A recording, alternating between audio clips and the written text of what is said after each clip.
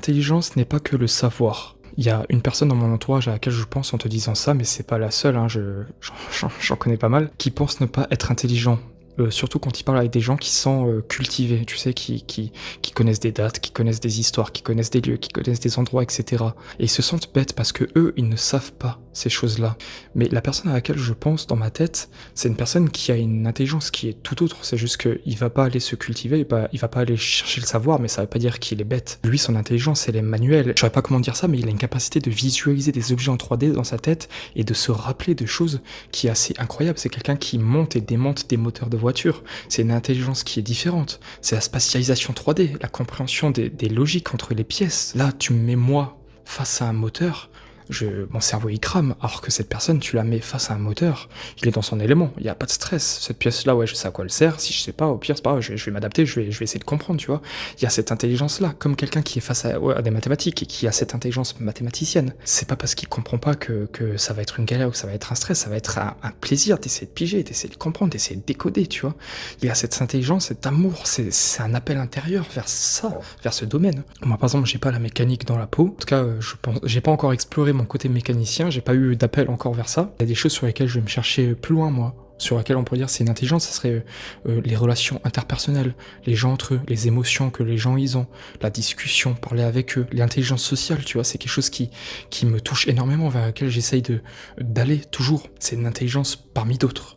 Et dans toutes ces intelligences-là, il n'y a pas de meilleur et il n'y a pas de pire, en fait. Si les êtres humains, ils sont tous différents, si on est tous intelligents différemment, mais bordel, c'est parce que ça a une utilité. C'est parce qu'on fonctionne en groupe. Parce que dans un groupe, il y aura un mec, c'est un leader. C'est-à-dire que sa force, c'est d'être charismatique, d'être bienveillant et d'amener les gens dans une direction, générer toutes ces forces-là et réussir à les canaliser dans une direction qui est positive pour toute la communauté. Mais par contre, il saura peut-être pas faire de la mécanique. Et le gars qui est pas un leader, qui est pas ultra charismatique, mais qui est fort en calcul, par exemple, il va pouvoir être économiste et gérer toute la communauté par l'économie. Et c'est parce qu'on a toutes ces différences. Mais comme le mec musclé, pardon. On va prendre le cliché du gars qui est un peu teubé, mais qui est grave fort, tu vois, physiquement. Et bah ce mec-là, sa contribution à la communauté, c'est de la protéger. S'il y a un autre guerrier qui vient chercher des noises, il va le castagne. Et c'est parce qu'il a ce sens-là qui va défendre l'intérêt commun, la communauté. On est tous différents et ça prend tout son sens quand on est ensemble. Parce que ensemble, on va allier nos forces. Chacun va amener sa petite pierre à l'édifice et c'est ensemble qu'on construit la montagne, c'est ensemble qu'on construit la cathédrale. Alors si parfois t'as l'impression d'être nul dans un domaine, si t'as l'impression d'être con parfois, rassure-toi, il y a pire que toi, il y a meilleur que toi. Et même le meilleur, il y a quelqu'un de meilleur sur quelque chose d'autre que lui.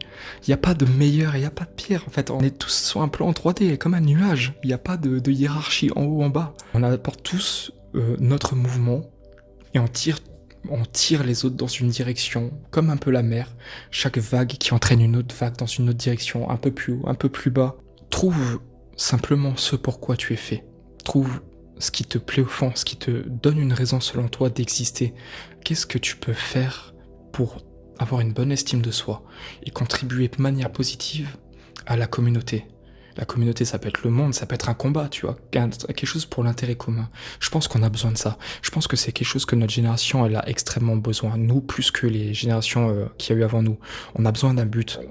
On a besoin de quelque chose de plus grand qui nous transcende et qui va nous faire l'effort de nous mettre ensemble à travailler sérieusement dans une direction plutôt qu'une autre. Et à mon sens, pour moi, c'est encore une fois cette idée qui peut sembler naïve de prime abord, mais rendre le monde meilleur, diminuer le nombre de guerres, diminuer le nombre d'arnaques, le nombre d'actes pédocriminels, etc., etc., diminuer la vente de drogue, tout ce qui est vicieux, tout ce qui est néfaste pour la santé, pour le moral, pour l'humanité.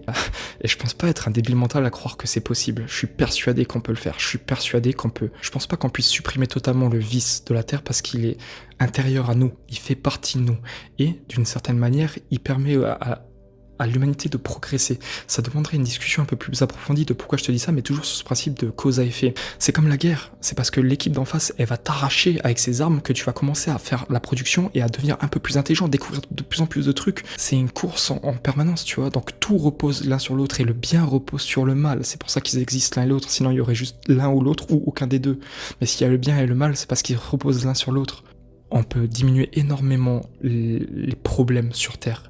les guerres, etc. J'en suis convaincu, hein. Je suis persuadé qu'on pourrait arrêter les guerres sur Terre. Pas forcément partout sur la planète Terre, mais au moins là où les hommes de bon, de bien ont décidé de les faire stopper. Pour reprendre un exemple que je disais à ma mère, un chrétien qui pardonne, tu vois, quelqu'un qui est vraiment dans le pardon, et c'est beau le pardon, ça demande de la force morale, etc. Mais il va se faire exécuter ou attaquer par des barbares plus violents que lui, et ce mec qui est qui est capable de s'aligner avec les gens, qui est capable de conciliation et de faire société en fait, qui est civilisé, qui est capable de prendre sur lui, se remettre en question, c'est sa nature, elle est propre. Quand le barbare va venir et qui va saccager toute son existence, qui va saccager toute sa société et qui va lui ôter la vie, à la fin de la soirée, la nature humaine qui a gagné sur l'autre, c'est la barbaresque sur celle du pardon.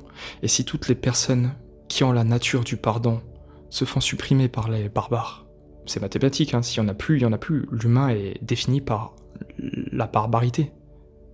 Tu vois ce que je veux dire? Je sais pas si j'arrive à me faire comprendre bien, mais c'est en gros version simple pour les enfants. T'as un paquet de dragibus, il y a toutes les couleurs dedans et toutes les 2 minutes, les dragibus se subdivisent en deux, ils se reproduisent, voilà. Si en un temps record tu manges toutes celles qui sont bleues, bah il y aura plus de bleu en fait qui existe, tu n'as plus de dragibus bleus.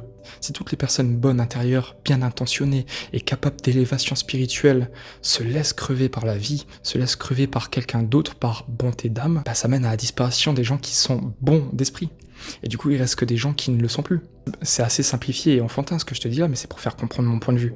Et j'espère que j'ai réussi à te le faire comprendre. Je te remercie énormément de m'avoir écouté. J'espère que ça t'aura apporté de la valeur, ce que je t'ai dit, que ça aurait permis de faire de la réflexion. Je serais intéressé d'avoir ton point de vue en commentaire si t'es pas d'accord avec moi, si tu penses autre chose. Encore une fois, dans ce délire d'ouverture d'esprit. T'es pas d'accord avec moi, bah explique-moi pourquoi, et peut-être que je vais me remettre en question en te lisant, tu vois. Peut-être que je vais me dire, oui, c'est vrai, en fait, t'as raison, je dis de la merde, voilà. Une dernière fois, avant que tu partes, mets un j'aime, mets un commentaire, abonne-toi à la chaîne YouTube, tu vas faire grossir les rangs de notre armée, et partage la vidéo au plus grand nombre de personnes, hein.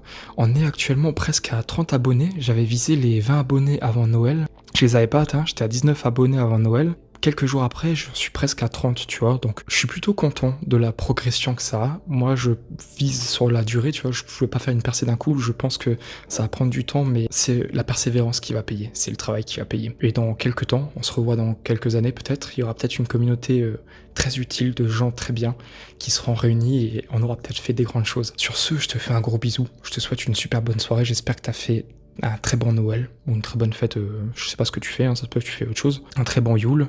C'est bientôt Nouvel An, donc j'espère que tu fêteras bien. N'oublie pas de faire avec modération, ne prends pas l'alcool au volant. Et, comme chaque jour que Dieu fait, dis à ta famille que tu les aimes parce que c'est très important. Le passé n'existe plus et le futur n'est pas encore là. Il n'y a que tout de suite que tu peux leur dire que tu les aimes. Alors dis-leur. Arvis pas mon camarade.